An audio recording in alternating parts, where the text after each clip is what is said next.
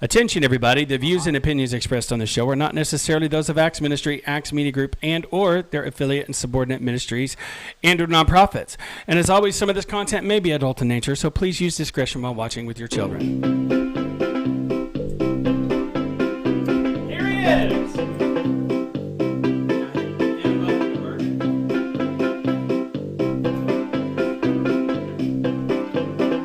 All right, good morning, everybody. That's a little tune I wrote there, Charles. Charles is in the house today, pecking away on the keyboard like the rooster that I am. Johnny Rooster, it is Wednesday, and we're going to take this down. I'm learning all this stuff. All right, the volume.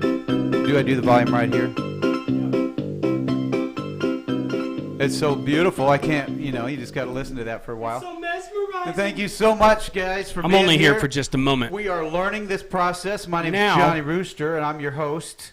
We have a show on Monday, Wednesday, and Friday now instead of just on Friday. The new lineup. So this week is the first week. It's kind of like the Super Bowl is this week, and I am this week. So, hey, me and Patrick Mahomes, or Tom Brady, whoever you want to go with. All right, so what we're going to do is I'm going to show you real quick. So now we've got this. They can see us right here. All right. You're going to play a video here in just a little bit. That's right. So you'll want it right here. Yeah, so I hit you scroll down to the bottom of our inputs there. Yep.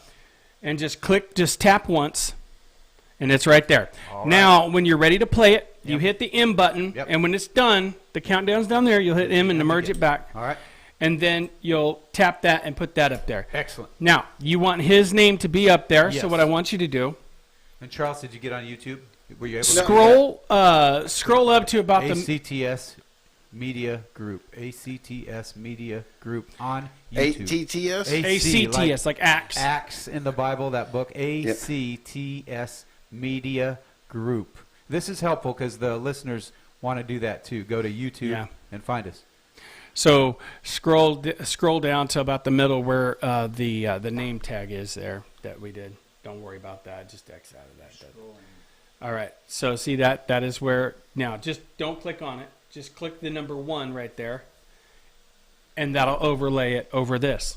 Okay. And that'll still be there when you're Cut it off. So what you want to do there, and we'll get to you guys here in just a second. You guys are awesome. You're patient. Title editor. Yeah.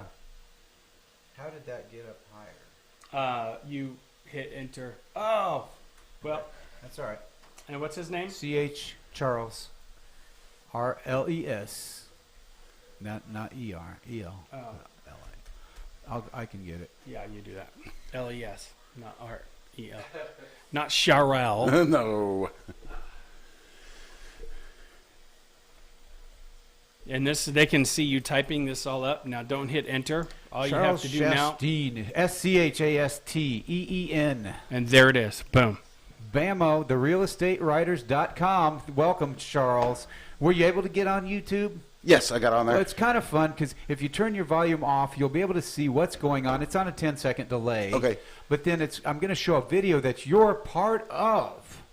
You're already a hero. That one, right? And you don't want to miss it. All right. I would hate for you to have to miss your own material. I'm leaving it to you. Thank you, Matt. This is Matt. This is Jay. They've been in here Monday through Friday. What we're doing today is the Johnny Rooster Morning Mouth, and what we like to do on this show is provide information and content that people don't see anywhere else. And that's truly the experience here. As you know, Charles, I've been promoting this program at a place we call Courageous Business Connect, and we're pretty passionate about connecting people in the business world, and they can help refer each other once they get to know each other. It's a good way to do it. That's where I met you. Correct. We met each other about a year and a half ago. About a year and a half, yeah. So, Charles, you can tell us a little bit about yourself, and after that, we're going to show a 30-second video that you got to be part of. Okay, well, I'll start real early. I spent 20 years in the military. I've been to Fort Bragg, Fort Riley, Fort Polk, South Korea, and then I ended up retiring out of Fort Leonard Wood. So when you retire in 08, you don't think what's going on in the economy, and everything went to hell in a handbasket. And I ended up getting a job teaching soldiers how to use a handheld mine detector. And that's really funny because I'm half deaf. So you're mining, actually listening for the mine Correct. But you're half deaf. Yeah. All right, now get a little closer to the mic. Yeah, there you go. That'll be a little easier. There we go. So keep going. So that's what you were doing after. Right. I went over there to Afghanistan for 6 months on that program over there, bring that program up. And I came back for about a year. Then I went back over on a different program called HMDS, and then we stayed over there about 2 years. So you're used to dangerous or risky or unpredictable situations. That is correct. But as I understand, you were getting into real estate while you were overseas. And we'll tell a little about that after this exciting video that you are a part of. All right. All right, folks, so bear with me. This is my new endeavor.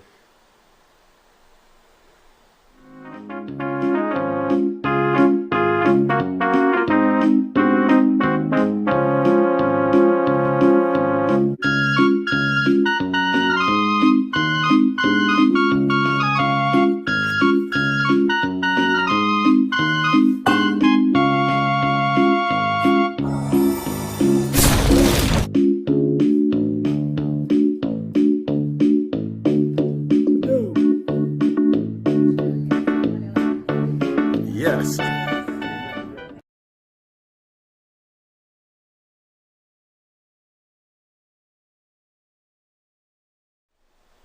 Again, we're going back to us now, but the idea was a lot of people reject they're just telling the customer no, no, no, and we wanted customers to hear the word yes, we can do that. Now, in your line of work, I made that as a special generic commercial so people could understand that I produce these little clips for people to be able to use for their business.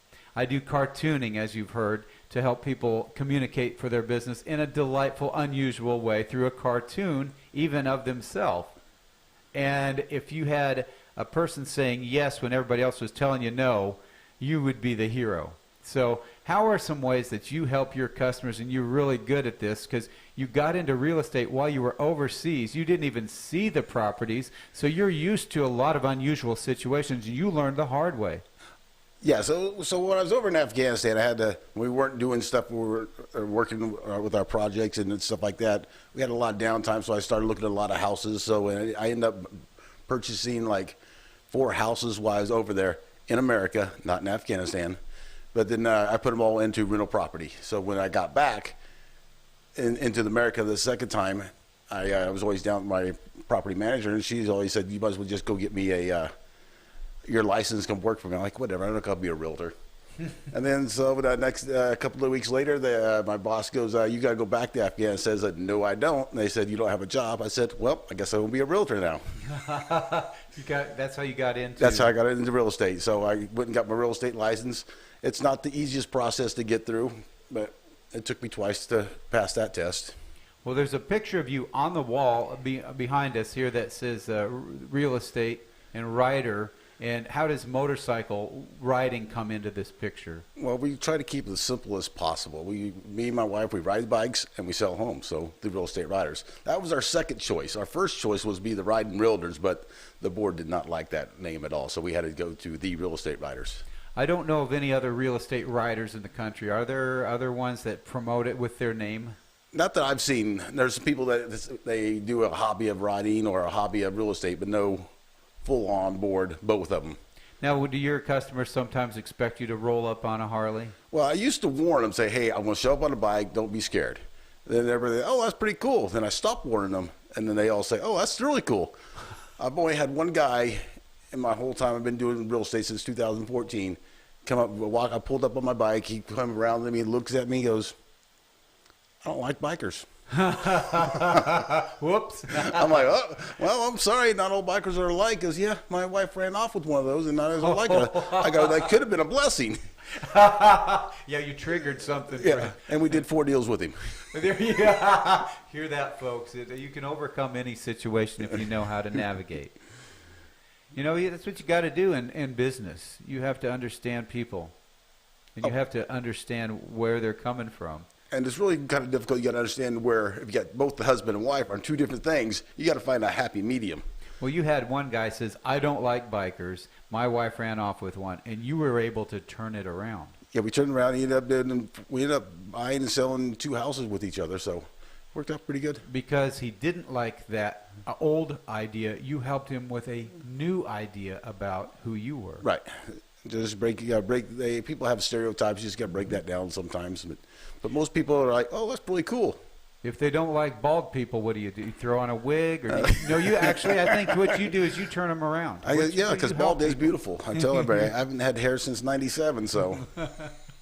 You don't have to invest in shampoo. Nope, no shampoo. I haven't paid for a haircut since it was like $3.50. Saved all that money. Well, that's good. You have a good personality, and you and your wife seem to be a great team. Does she do some of the other types of the business that you don't, because since you're in this together, or do you do the same type of work together? Well, she's very good at the negotiating part. I don't like drama. She can deal with drama because she is a counselor. What was her background? She was a school counselor when she finally said, okay, I'm going to jump in real estate full time with you. So we got a school counselor and an army and the guy that's finding mines. Yeah. And then they found real estate and each other. Yep, we found each other. We went on our first date on the 25th of July in 2015, and we never left each other's sight since. You'd had some other things in your life, and now she had too, and you found each other, and it's working out. It's worked out really great. Really great. I mean, it's exciting. Again, if you guys are just tuning in, my name's Johnny Rooster. Our guest today is Charles Schasteen. You can see his name there on your screen. If you're checking in on YouTube, just go ahead and say hello in the comments, and we'll get back to you and say hello back. If you're on Facebook, you can do the same thing. We are highlighting entrepreneurs, business leaders in our community, and we like to do that every Monday, Wednesday, and Friday at 9 o'clock right here on Axe Media Group. So, Charles, your background is not real estate. You got into real estate. You've been doing it really well.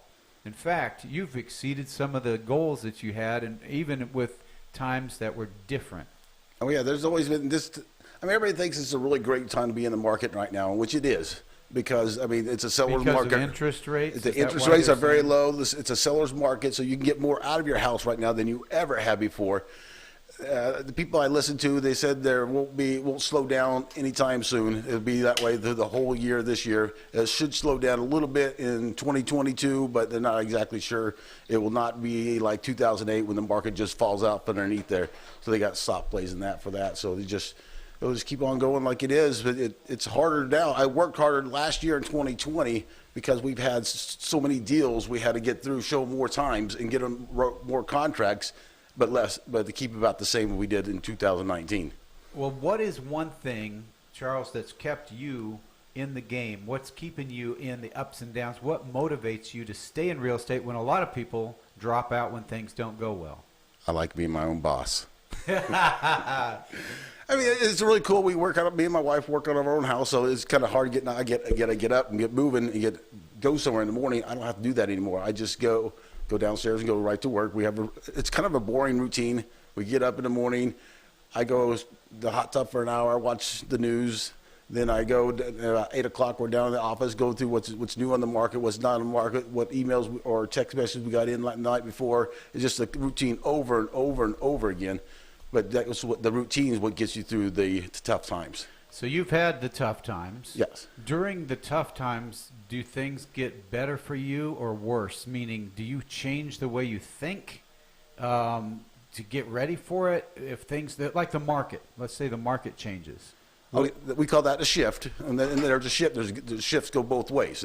Right now, we're still going up on that shift. And the shift will turn around like in 2008. It went way down. But you know that what goes up must come down. Right. So how do you brace or prepare for those shifts? You have to track your numbers. You got to be like Moneyball. You have to know everything what goes on in your business, where you get your leads from, what's your ROI on the leads, how long they have to be in your database to do that. It's just a big service process, and you got to understand how long how the system works. You got to see what was at the top of the funnel leads versus the bottom of the funnel leads, and everything in between. How fast they get through the bottom funnel to get them under contract. We did one last year that she's been in our database for 3 years before she bought a house. You were talking about funnel leads. Explain that to some people. Well, the funnel leads is all your leads go into one funnel. So you got to figure out what part of the funnel each lead are in. So like Yeah, like what stage are they? Yeah, what stage? Like uh-huh. Facebook ads, they are at the top of the funnel, so they're like a year, 2 years out. You got the middle of the funnels, like more like pay-per-click and stuff like that, and then you got the like Realtor.com. Zillow leads are usually towards the bottom of their like the ready instant gratification. What they are usually. Now I have done some of those that have been that came through pay-per-click that were less than 2 weeks and they're under contract. So they're running ads. If they just casually see them, that's one part. But if somebody's paying, then they're really interested in the material. You know they're more interested. And then the other kind of people are actually ready to buy or more ready to sell or buy. Correct.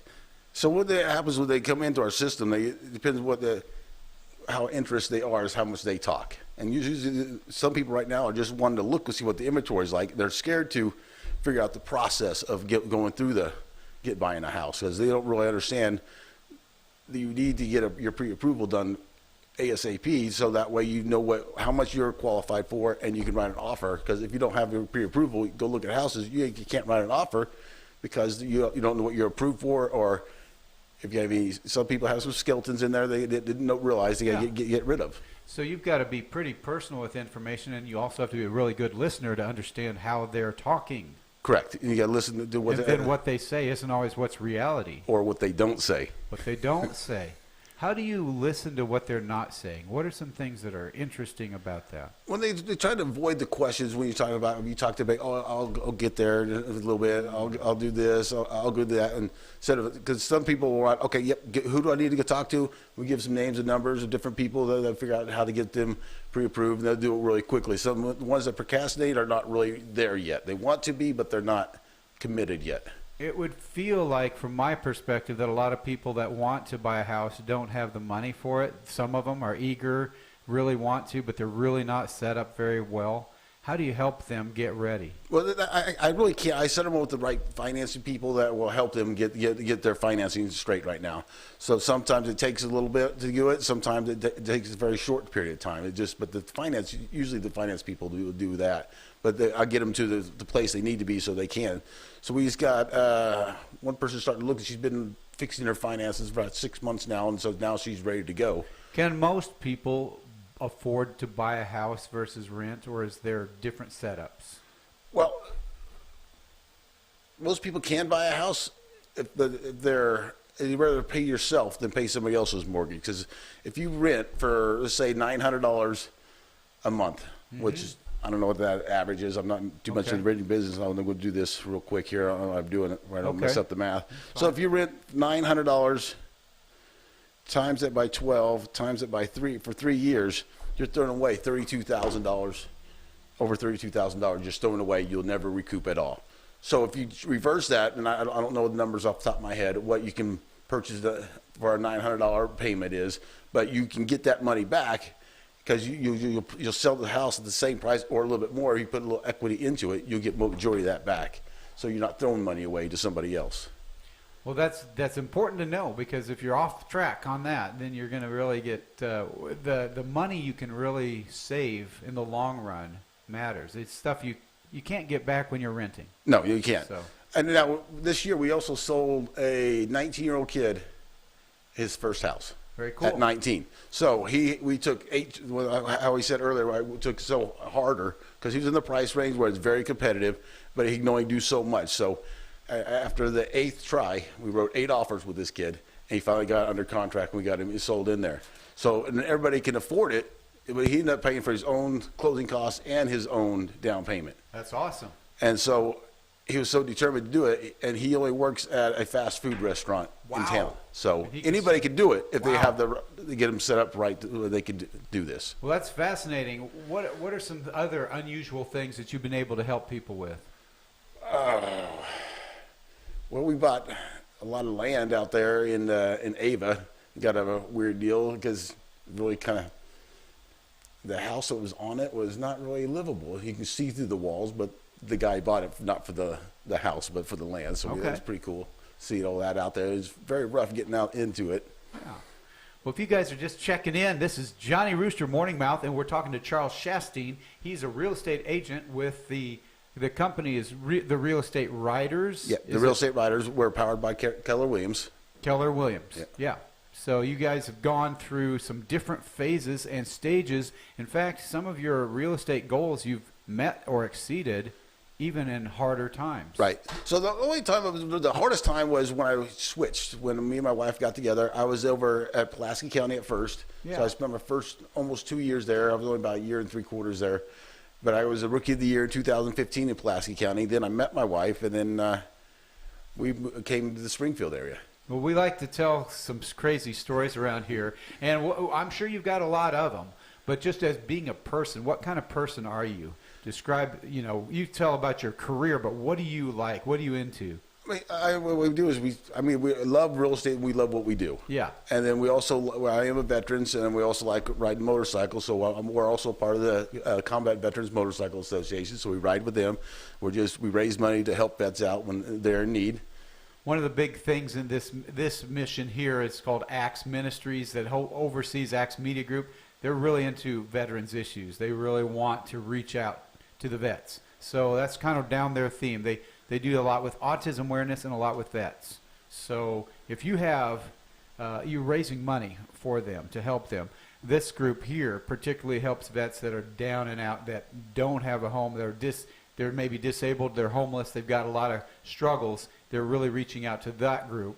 Is there another group of veterans that you're reaching out to? Well, they more reach out to us. What we do is if somebody have some bad time, something messes up with they're on a very strict budget where sometimes they can't pay the electric bill, or something gets messed up, they can't pay the rent, or need help moving or something, or building a ramp just because they maybe got hurt or something. They need to get into their home, and we can build ramps and stuff like that.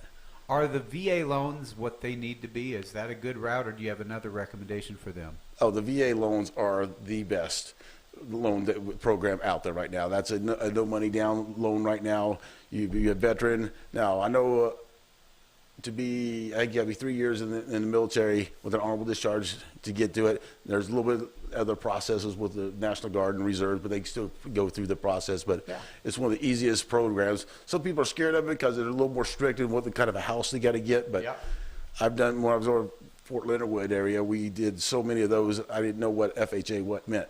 Right. You did so many VA loans, yeah.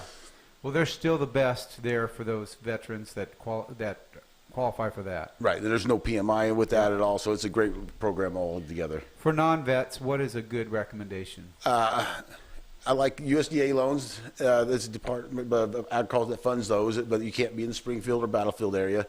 They just want the rural areas to be funded up by them. It's a no money down program. The PMI is really You're small. saying that's for rural area? Yeah, rural area. And believe it or not, Nixon and Ozark Republic are considered rural areas. Even though they're not very rural. Right. But you still get them right now. I'm not a very big fan of the FHA. It's just their PMI is so high and it stays with it throughout the whole loan. So if you can go conventional over FHA, it'd be a little easier to do that. But your credit score has to meet certain things, and some people can't do that. So it's easier to get a loan now. Not easier, but it's best to get a loan now so that the interest rates are so low. So when the interest rates do go back up to 6 and 7%, which is normal, which they're not even anywhere close to being that right now, it's going to be, save yourself a lot of money now if you buy now versus over a year or two. You can buy more house now. Are you helping people understand that the market's going to change, or are they just jumping in now while it's good for them to buy? Or is there some way to prepare for the next cycle? Right. We're trying shift. Yeah, it's going to happen, and everybody knows it's going to happen. So, but get it while it's hot. Get it while it's hot. And it's hard right now to find the house that you want, because sometimes the day one on the market, whoop, done. I heard about some real estate agents that we probably even aren't aware of that ran out of inventory. Oh yeah, it's very common. As soon as are you having that issue? Or is we can't. Yeah, we can't. The inventory right now, in a balanced market, it's supposed to be 6 months. So if you don't put anything else on the market, then you can sell real estate for 6 months and it not be no effect. You got 6 months of inventory. Right now, we're at about 2 months of inventory. So if we don't list another house, we sell houses for 2 more months. That's it. Do you have to seek new clients in a different way when that happens, or how do you keep the pipeline going? Oh, you got to keep changing your ways. If something works for a while and it stops, that's why you got to know your numbers to figure out what lead sources are working, what are not, and what do you need to change up. All right. So is there anything that the people that want to buy or sell should be aware of now, currently? Well, most people in their mindset right now says, "Oh, I want to find another home before I put mine on the market." Well, there's a better way of doing it, so you don't have to go under with a active try to put a contingency on your house you want to buy, because nobody wants to deal with that. So what we can do, we can get your house listed, get it under contract, do some things that will help you out, and then the buyer as well, and then you can go find your new home, so you don't have to have that contingency when you find your new home. Okay, so that's always a good thing to do. You got to remember, the market will change. Yes. And nothing is going to stay the same. But at this time, the interest rates are extremely low. Yes, they're like in 2 to 3% right now. So it's a very good time to purchase. I mean, you can have more buying power right now than you can from a year from now, just because the interest rates are so low. Now, you mentioned 2008. You weren't involved in real estate back. You were. No, I wasn't in real estate then. I was just getting out of the Army then. And so that's when everything crashed. But that's because there were loans that were being extended that shouldn't have been. Oh yeah, they did an arm, an extra, like they had these different creative financing. Yeah, the creative financing would get you a lot of people. Is that a problem today? Is that no? Still going on? They put a lot of regulations in there to the fact that so we got more paperwork to do for in the real estate and lender side of it because of what our mistakes in 2008. So we won't repeat those. We necessarily. We shouldn't. Because shouldn't. You know this is really a low. Right, because we haven't heard anybody. We used to go into the first 5 years of a loan, you'd pay just interest only, and so people got used to that. And then the first 5 years, you're just paying interest and buying all these, and the house prices kept going up. And then all of a sudden, you got to start paying your principal now. And they're like, "Oh, I can't afford this," and that's when the bottom of and then we had so much inventory on there, and that's why what's different between 08 now is we got less inventory and they got a lot more, and our financings are a little bit different. So even though we hear about inventory levels are low or whatever, that's not going to be a repeat of 2008 necessarily. There's different regulations in process to prevent that. Yeah, 08 there was plenty of inventory. Yes. Now we don't. Yes. So the builders were just building crazy. The issue in 08 is not on the horizon. No. When interest rates start going up again, what will some changes be for people? Panic. Yeah. Because they're like, "Oh, I'm so used to this. Why is it going up so high?" But if I go back to 77, my parents bought their house when I was 7. They were paying 13% interest. Yes, so those were huge. It's just all about the time that people educating people like, "Oh, I got 13%. Oh, that's a good rate." And then you got, I got 2.5. Yeah. Like, oh, different world. Different worlds, different times. And then eventually we'll get back up to it, and then it'll be. Are people refinancing because of the low interest rates? Is this what's going on? Oh, yeah. Lenders are having a heyday right now because the interest rates are so low. They're having a hard time keeping up with all the demands, with all the appraisals and everything else. The hardest thing is getting an appraisal right now. When you refinance at a low interest rate, does it lock in? Yes, it locks you into that rate. And so the only thing will change when you get your fixed rate is on your payment is your taxes and your insurance. That's the only thing that will go up. Does it hurt the economy in some area when interest rates are low and then they go up, but they lock in at a low rate? When everybody's at that low rate, does it hurt anybody as interest rates climb? No, it don't hurt anybody. But it'll make your house a little more different. How to sell your house. Just say I got my house is at a 2.5% interest rate, and 6 years, 7 years down the road, it's up to 6 and 7%. I can take you, say I sell you my house. You have to meet the same criteria I have in the same loan of say I got my VA loan on it, my house. So I can take my house as I want to sell you for $350,000, but you can take over my payment of what I have left in it, my equity, not my equity, but whatever I owe on it. Yes. And I get that rate and go get another loan for the rest of the amount at the higher rate. So. Okay. So they haven't really done that much yet, but it will come into effect. But that'll start happening too. Yeah. Yeah. Is there a window of time that buyers need to be aware of when they want to buy or sell? Is there a longer window for one of those over another, like buying versus selling? Yes. Usually buyers, they start usually about a year out before they want to start feeling out what they think they want, and what they need, and what they can afford. And then they start talking to somebody, because usually when we get leads come in, and they don't want to talk to anybody yet. They just want to look. Mm-hmm. So you just let them look.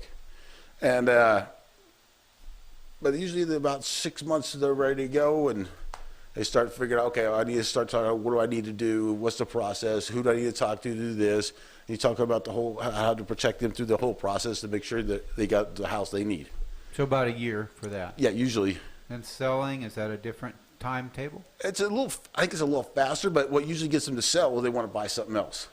That's their motivation. That's the motivation, because they got a few more kids, it's getting crowded in the house, they need a bigger house, or all the kids went away, so they got to shrink down so they don't move back in with you. Are most buying and selling residentially, is that mostly the same environment, or is there other things that happen, like somebody's deceased and there's nobody to take the property? Those are unusual, aren't they? Isn't it usually somebody that just, they're ready to transition from one property to another, and it's not the end of life, and it's not like somebody can't account for it, right? Well, it's most of the time it's that way. Yeah, there's somebody, if their wills and their trusts are set up right way, they're going to figure out. We got one listed now that's under contract.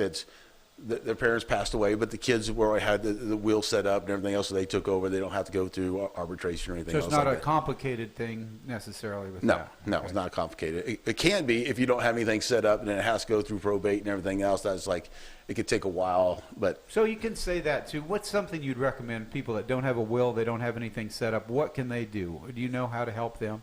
they need to go see a lawyer and get your will set up and get everything set up so the family don't have to go suffer through that. Be specific as possible, because Yes. most times family will end up fighting over everything, Yes. and makes don't it want that. ugly, very ugly. So Have you had, how many homes could you say that you personally have owned? I've owned. Because you got them named like your motorcycles. I had I had a triplex, 2 houses, 3. Going through the list, checking it twice. About 8 houses altogether. 8 houses. Yeah. And I'm getting ready to get. I got rid of most of my rental properties now because it's time to get rid of them, and then you start over just to learn the process of how that works. Well, one thing I like to do on this show is make sure people are entertained, and to properly entertain you, I'm going to go to a 30-second commercial. So here we go. Bring that up if I can, and hit the letter M.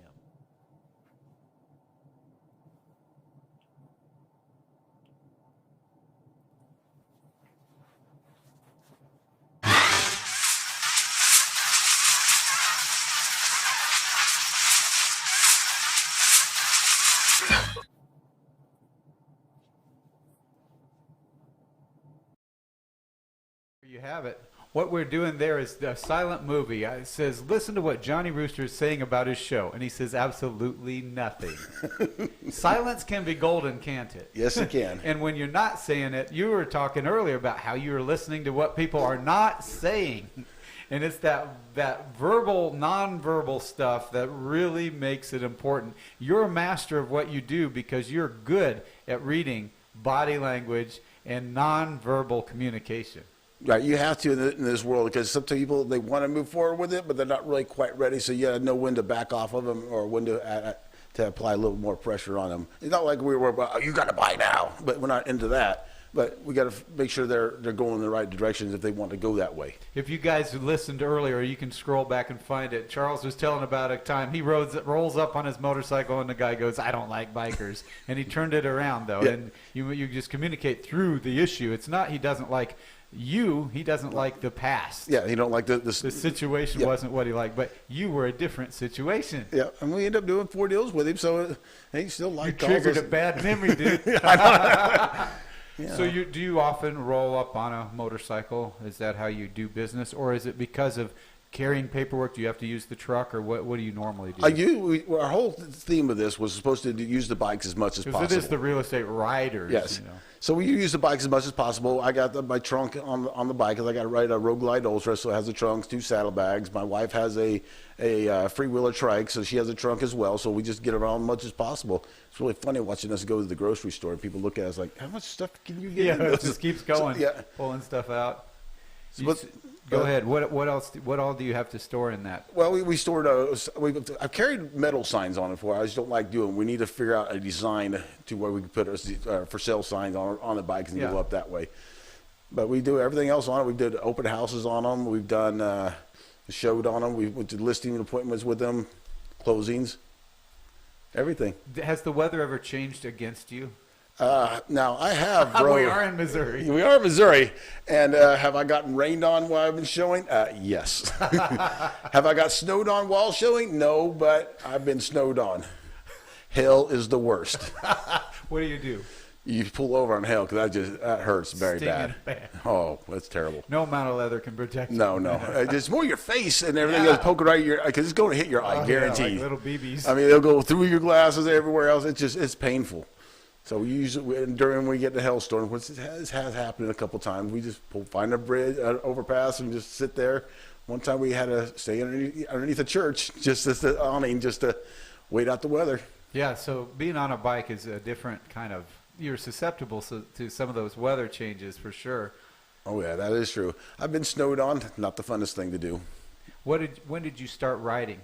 I started really riding in 2010.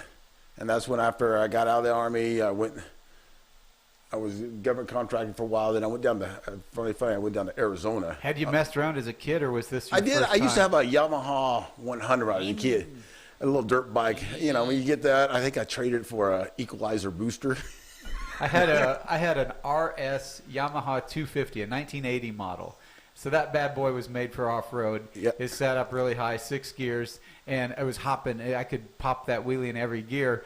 I didn't realize what that thing was all about, but it had a loose in the back. The back wheel was so loose, it needed. Anyway, I was going 70 miles an hour on the highway, and my friend's Enduro, he clocked me at 70. He said, you probably better slow down. There's something going on with your back wheel. It's probably your bearings or The something. bearings, yeah, that's what I was thinking of. So not being real mechanical, I couldn't even think of the word bearing. I realized that thing needs to stay off-road in case something happened. But I'd go down to Chadwick. They have trails down there, lots and lots of different variety of trails for off-road bikes. And I would smell the rubber on these tires because we'd hit those rocks so hard climbing up and dropping down. And they had little bars on that to keep your knuckles and your handbrakes from falling. First time I was there, I hit a little tree. It moved forward, and then it threw me back into a ditch, into the mud. I jumped, and the bike was down in the mud, and we just had to pull the thing out. But it was very funny experiences. Oh. But that was me messing around as a young person. But you got into street bikes Yeah. And about 2010. About 2010, I bought my first one down, and it was cheaper to buy it. I didn't even have my license then.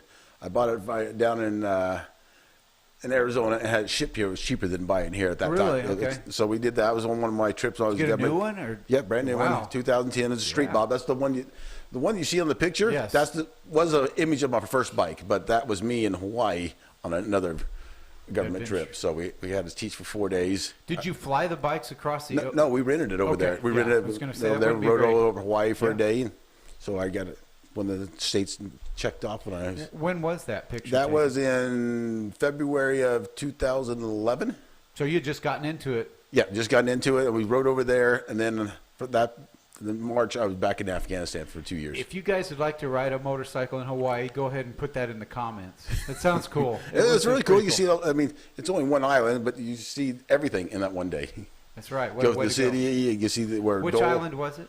That was Oahu. Uh-huh. That's So- where the population is. Yeah. So we saw the Dole plantation. We drove by it. So it was a pretty fun I time. went over there in Oahu and Waikiki Beach and seeing all the sights. I had my honeymoon back in '93, so that was fun. Good times. A lot of white sand and there's just people all over the place. We had a luau, where you Yep. go out and you see you got the big roasted pig and you get that. They're carrying it around and showing it off, and then the pineapple was just amazing and all that fresh fruit. So. It was fun. good. It was a good time over there. It was just different. So my goal is. You were over there working though. Yeah, I was over there working. So Yeah. it was terrible. They had sent me over there for 2 weeks, and I had to Gotta go work suck. 4 days. Had Yeah. 4 days off, and go back to work for 4 days. Yeah, getting paid to play. Yeah. So we drove around there for a while. My whole goal is to get riding all 50 states. And have you got to that goal yet? Oh no, I'm still quite a ways away. Okay. I've gotten to quite a few, Okay. but I still got about over half to go. So when you go to different states, is that just for road trips for fun, or do you have other things in mind when you're traveling? Both. Uh-huh. So I went to Arkansas a lot. I went down to Tucson, Arizona, just to see where Wyatt Earp came from. There you go. Rode all the way down there. I've been to Florida, all over the East Coast, from like Maryland, Delaware, Virginia, Pennsylvania. So we've been quite a while in the place. I went to see. I'm a Yankees fan, so I went to a buddy of mine lives in Cleveland. So we went when the Indians played the Yankees. I rode up there one day to see them. There's different reasons, and some were business, some were not. Okay, and so your goal is to see all the states with your motorcycle, with your bike. You have been in Hawaii. Did you ever get up to Alaska yet? Nope. That's when we get going. We're going to take how are we going to do this one? We're going to take a Alaska cruise. Yeah. And then we're going to rent a bike one day up there just to ride around. There you go. Well, the South Dakota has Sturgis. I don't know if you've ever checked in there or seen anything in there. I have not yet. We go to Bikes, Blues, and Barbecue down in Arkansas more often than we've never been able to get up to Sturgis yet. Well, as you guys know, we've been talking to Charles Schasteen with the Real Estate Riders. Go to therealestateriders.com. Don't go to this one that I typed. I typed it, the Real Estate Riders with 2 eyes. Take out that other eye. I see it on the screen. I can't see sometimes well enough to type. So Riders is R-I-D-E-R-S. You guys know how to spell better than I do. But therealestateriders.com. Charles, thank you for being here today. We got to wrap up for the next guest the next segment coming up after this show. So we're gonna. Is there anything else you'd like to say before we call it a day? I'd just like to say, if you guys interested or want to learn the process about buying, selling, or investing in real estate today, look up on our website, therealestateriders.com, or give me a call. My number is 417-849-0239. Thank you, Charles. I appreciate you being in here. If I can get us out of here, that'll be kind of one of those new things for me. If not, the guys will come and bail us out because you got free airtime until then. You know, we just keep going. Doesn't matter what we do or say. Hey, Matt, are you guys ready? They're probably having so much fun it doesn't matter to them what we do. If they're good, I'm good. I don't have to rush off here. Tell me more about your actual experience with. If you're riding, is there a technique that you use when you're passing a big truck? That's what's kind of fun. Well, I hate big trucks. There's lots of big trucks out there. There's more big trucks. Because a smaller bike. Tell one little story and then we'll wrap it up. Yeah, when you pass on a smaller bike, it shake you a little bit. So you want to hurry up and get past them as fast as you can. Get it over with. And get it over with. You don't want to stay beside these 18-wheelers. Oh, no. They can't see. There's so many blind spots on the 18-wheeler from a bike. I think that one time you can put 43 bikes behind an 18-wheeler that he can't see. And you don't want to be in that. No, you don't want to be. You don't want to be a statistic. No, you don't want to be safe. So you can't see his rear view mirror. He can't see you. That's right. So get around him, and you don't want to try to get around him if there's traffic in your lane to slow you down. You don't want to cut him off either. No. That would not be a good surprise. No. Somebody with a 45-foot trailer, or 50 foot. Yeah. Okay, now Jay, I'm ready to do this. So show me what to do to transition out of here. Do you have outro music or something? Yes, but I thought I was at the end of it, so I need to pull it back. Yep. How do I do that? You would click on that blue line where you want it to start. Yeah, so grab it.